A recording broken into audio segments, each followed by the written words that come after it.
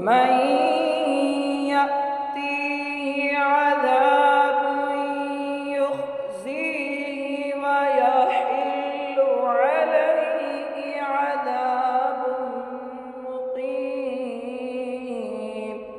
حتى إذا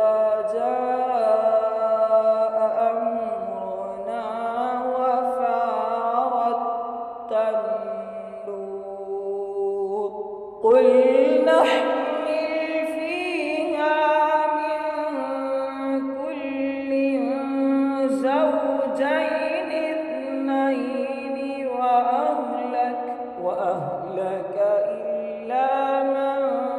سبق عليه القول وما آمن معه إلا قليل وقال اركبوا فيها